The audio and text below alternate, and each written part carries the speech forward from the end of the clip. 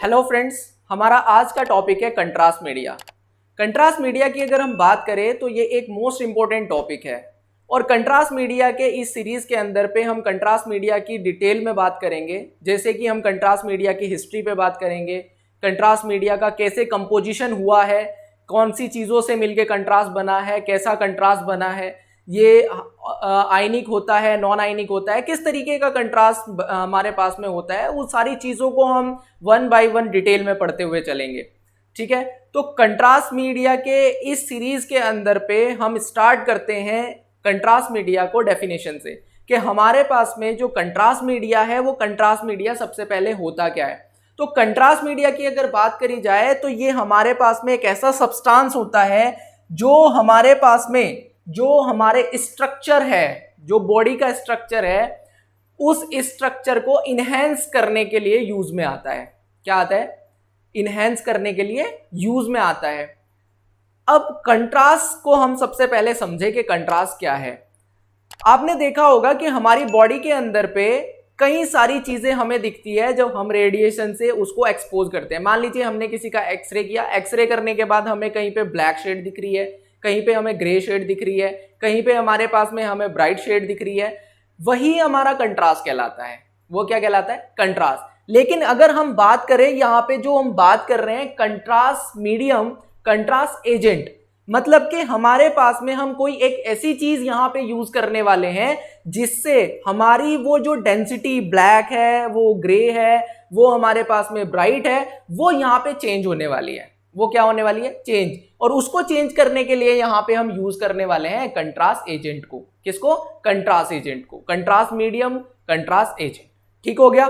तो contrast agent की बात अगर हम करें, इसकी डेफिनेशन की बात अगर हम करें, तो contrast medium also known as a contrast agent, जिसको हम डाई भी कहते हैं। क्या कहते हैं? डाई। आपने देखा होगा डाई का नाम ना बहुत ज्यादा नॉर्मल है। जैसे कोई सिर पे डाई लगाता है, कुछ करता है, तो डाई लगाने से होता क्या है भाई? कलर चेंज हो जाता है ना। तो यहां पे भी क्या हो रहा है? डेंसिटी में डिफरेंस आ रहा है। क्या आ रहा है? डेंसिटी में डिफरेंस आ रहा है। और डेंसिटी से डिफरेंस आने में क्या हो रहा है कि वहां पे हमारी जो फिल्मिंग हमें दिख रही है, जो इमेज हमें दिख रही है, उसमें क्या चेंज हो जा रहा है? उसमें कलर चेंज हो जा रहा है। भाई ब्लैक हो जा रहा है ना, वो व्हाइट हो जा रहा है, जो ब्राइट हो रहा है ना, या ग्रे हो जा रहा है। तो दैट मीन कि ये डाई हमारा है। तो यहां पे क्या हो रहा है कि die is a substance used in radiology imaging to enhance the visibility of structure and fluid within the body। और ये हम किसके अंदर कर रहे हैं? ह्यूमन बॉडी के अंदर पे कर रहे हैं। ठीक है ना। तो यहां पे क्या है, जब हम इसे वेसल्स के अंदर पे देंगे, या फिर हम क्या करने वाले हैं, अगर हम इसको ओरली किसी पेशेंट को देंगे या किसी कैविटी में हम देंगे, तो ये क्या करेगा? जिस जगह पे प्रेजेंट होगा उस जगह की डेंसिटी को क्या कर देगा? क्या कर देगा? उस जगह की डेंसिटी को इंक्रीज कर देगा। और इंक्रीज करेगा तो वहां पे क्या हो जाएगा कि हमारे पास में वहां पे हो जाएगा वो फिल्म में चेंज। उस फिल्मिंग के अंदर पे क्या हो जाएगा? चेंज हो जाएगा। अब ये डेंसिटी इंक्रीज भी करता है, ये डेंसिटी डिक्रीज भी करता है। ये कैसा है, क्या है, कैसा कंपोजिशन है, वो सारी चीजें हम बाद में बात करेंगे। तो हम यहाँ पे स्टार्ट कर लेते हैं हमारी हिस्ट्री से। तो हिस्ट्री की अगर बात करी जाए तो जो कंट्रास्ट डिस्कवर्ड हुआ था वो हुआ था 1896 में। कब हुआ था? 1896 में ये डिस्कवर हुआ था। और इसको किसने किया था डिस्कवर? इसको डिस्कवर किया था वॉल्टर कैनन ब्रैडफोर्ड ने। किसने किया था? वॉल्टर कैनन ब्रैडफोर्ड उनका नाम है, जिन्होंने इसको डिस्कवर किया था। डिस्कवर क्या किया था? देखें, उन्होंने रेडियोग्राफी देखी। रेडियोग्राफी के अंदर पे उन्हें एयर भी दिखाई दी, उन्हें वाटर भी दिखाई दिया, फ्लूइड मतलब वो दिखाई दिया। तो उन्होंने डिफरेंशिएट किया कि ये अलग अलग क्या है, हमारे पास में कंट्रास्ट है। ये क्या है? कंट्रास्ट है। वही डिफरेंशिएट को यहां पे कंट्रास्ट कहा जा रहा है। और वही उन्होंने क्या किया? उसको आइडेंटिफाई किया कि that is a water, that is a air. Clear हो गया। तो दैट इज अ कंट्रास्ट जो डिस्कवर हुआ 1896 में, आफ्टर द क्या 1 ईयर किसके? एक्सरे डिस्कवर के। क्लियर हो गई। उसके बाद में नेक्स्ट 1897 में, कब? 1897 में क्या हुआ कि जो हमारे पास में जीआई ट्रैक है, क्या है? जो हमारे पास में जीआई ट्रैक है, जीआई ट्रैक की रिपोर्ट सबमिट हुई या रिपोर्ट बनी, या हमने उसका सबसे पहले प्रोसीजर किया। और वो जो प्रोसीजर किया, वो प्रोसीजर किया गया बिस्मथ से। किससे किया गया? बिस्मथ से। अब बिस्मथ यहां पे हमारे पास में कैसा मटेरियल है? ये एक रेडियो एक्टिव मटेरियल है। कैसा मटेरियल है? रेडियो एक्टिव मटेरियल है। अब इसका एक आइसोटोप कैसा होता है? रेडियो एक्टिव होता है। अब ये जो रेडियो एक्टिव मटेरियल है ये हमारे पास में इमेजिंग तो वहां पे कर दे रहा है, लेकिन ये क्या है? वेरी टॉक्सिक है। क्यों है? बिकॉज ऑफ ये हमारे पास में एक रेडियो एक्टिव मटेरियल होता है। क्या होता है? रेडियो एक्टिव मटेरियल होता है, इसलिए बहुत ज्यादा ये क्या होता है? टॉक्सिक होता है, बॉडी के लिए हार्मफुल सब्सटेंस होता है। तो ये यूज हुआ, लेकिन उसके बाद में क्या हुआ कि आफ्टर सम टाइम 1904 में, मतलब 1904 में फिर यूज होना स्टार्ट हुआ कोलाइडल सिल्वर। क्या यूज होना स्टार्ट हुआ? Colloidal silver. अब कोलाइडल सिल्वर क्या होता है? यहां पे कुछ नहीं, सिंपल ये हमारे पास में जो सिल्वर है उसको वाटर के अंदर पे क्या कर दिया गया है? वाटर के अंदर पे डाइल्यूट कर दिया गया है। क्या कर दिया गया है? वाटर के अंदर पे इसको डाइल्यूट कर दिया गया है और इसको यूज किया रेट्रोग्राफी के अंदर पे। किसके अंदर पे? रेट्रोग्राफी के। आपने देखा होगा आजकल हमारे पास में एक प्रोसीजर होता है आरजीयू के नाम से। किसके नाम से? आरजीयू के नाम से। तो यही प्रोसीजर किया गया हमारा किससे? कोलाइडल सिल्वर से। मतलब सिल्वर को पानी के अंदर पे डाइल्यूट करा गया, उसके बाद में उसको क्या किया गया? हमारे यूरेथ्रा के अंदर डाल के उसको चेक किया गया। क्लियर हो गई बात?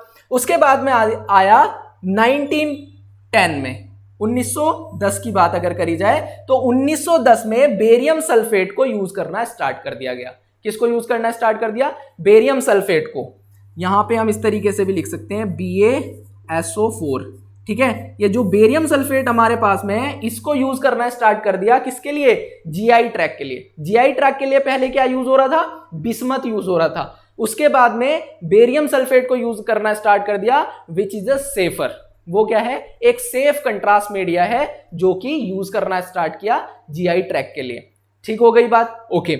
लेकिन अभी तक ये हमारे पास में बात चल रही है किसकी? ये चल रही है हमारे जीआई ट्रैक की या फिर किसी कैविटी की, रेट्रोग्रेड कैविटी की। लेकिन अभी तक हमारे पास में कंट्रास्ट मीडिया इंट्रावेनसली देखने का कोई प्रचलन यहां पे नहीं हुआ है। कंट्रास्ट मीडिया को अभी तक नहीं देना स्टार्ट। उसके बाद में हमारे पास में एक मटेरियल है जिसको कहा जाता है आयोडीन। क्या हुआ? आयोडीन को फाउंड किया गया कि आयोडीन के अंदर देखा गया कि हमारा जो आयोडीन है वो आयोडीन एक ऐसा सब्सटेंस है जो रेडिएशन को अपने अंदर पे एब्जॉर्ब करता है। क्या करता है? रेडिएशन को अपने अंदर पे एब्जॉर्ब करता है। उसकी एब्जॉर्ब करने की जो पावर है वो ज्यादा है। वो रेडिएशन, उसको रेडियो ओपैक बोला गया। क्या बोला गया? रेडियो ओपैक बोला गया। मतलब कि हमारे जो आयोडीन है वो आयोडीन एक ऐसा सब्सटेंस है जो अपने अंदर रेडिएशन को क्या कर लेता है? वो अपने अंदर पे रेडिएशन को ज्यादा एब्जॉर्ब कर लेता है। वो एक रेडियो ओपैक मटेरियल कहलाया गया। अब जब आयोडीन के बारे में पता चल गया, अब ये कैसे पता चला था आयोडीन के बारे में भी? पहले क्या हुआ कि हमारे पास में एक डिजीज थी।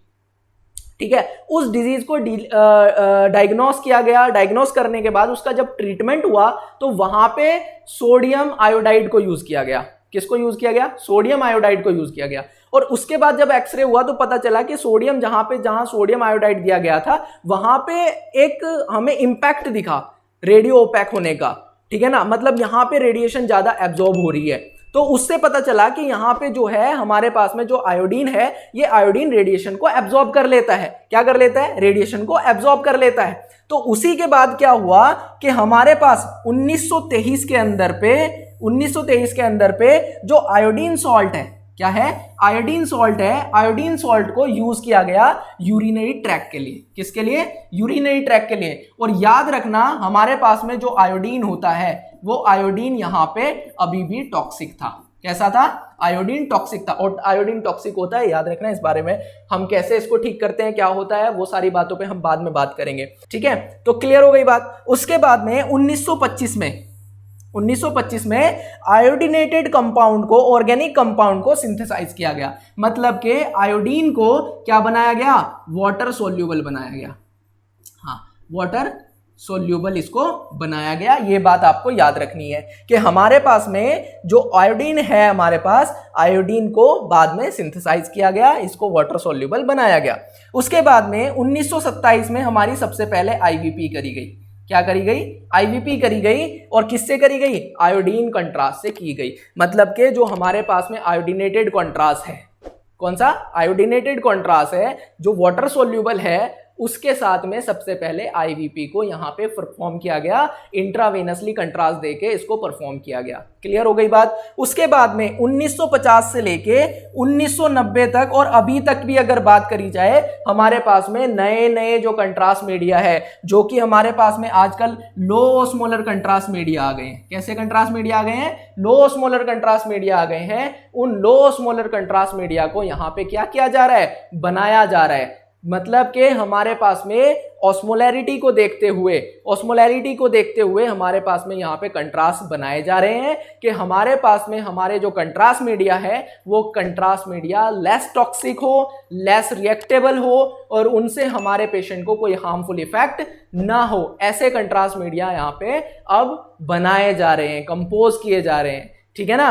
तो अभी तक हमारे पास में हम बात कर रहे थे हमारे हिस्ट्री के बारे में, हमने डेफिनेशन देखी। तो नेक्स्ट वीडियो में हम बात करेंगे कि हमारा जो कंट्रास्ट मीडिया होता है उस कंट्रास्ट मीडिया का कंपोजिशन क्या है, उसके टाइप्स क्या है, वो कैसे बना हुआ होता है, वो कैसे फंक्शन करता है, उसमें कौन कौन सी चीजें डली हुई होती है, उस सारी चीजों को हम डिटेल पे बात करेंगे। तो हिस्ट्री में हमारा इतना ही। तो आज की वीडियो पे हम इतना ही पढ़ेंगे। नेक्स्ट वीडियो के लिए please subscribe my channel and thank you very much.